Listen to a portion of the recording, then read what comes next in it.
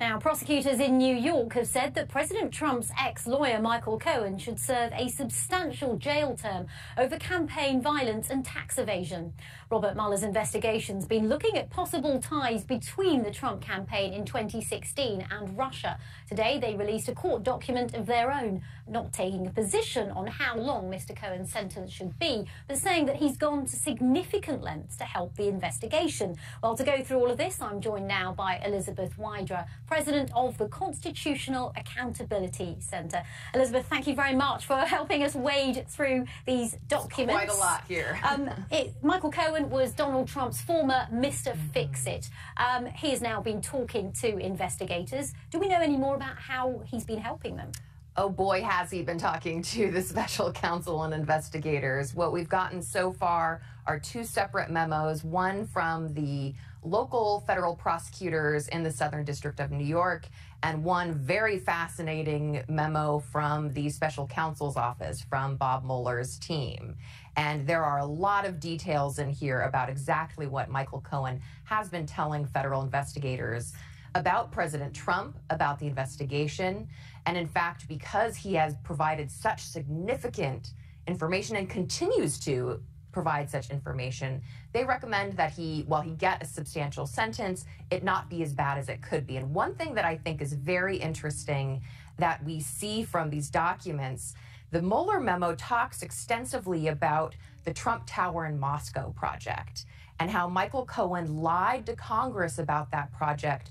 Specifically, Mueller says to minimize links between the Moscow project and Individual One, which we know Individual One is President Trump, and talks about how he continued to work with the Russian government and the Trump company and Trump himself through the campaign, which they previously had said they had not, and even talks about providing information, it says relevant and useful information concerning Cohen's contacts with persons connected to the White House during the 2017-28 time period.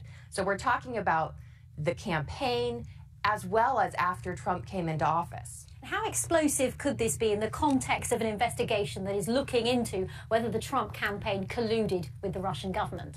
Well, you have in these documents specific instances of where Cohen, acting in coordination with the Trump campaign, spoke specifically to the Russian government. They even talked, and he spoke, it says he, in fact, conferred with Individual One about contacting the Russian government before reaching out to gauge Russia's interest in having a meeting with President Trump. So that is extraordinary. It shows that there are these links, these communications between the Trump campaign or its surrogates and the Russian government, and that at least here the president and likely his family, because it talks about other company members, knew about it. So that is really extraordinary.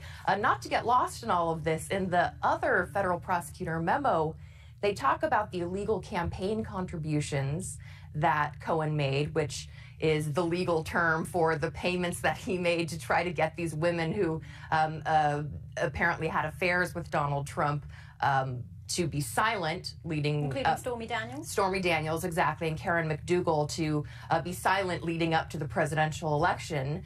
And it says that Cohen himself has admitted that with respect to both the Stormy Daniels and Karen McDougal payments, he acted in coordination with and at the direction of Individual One, Donald Trump.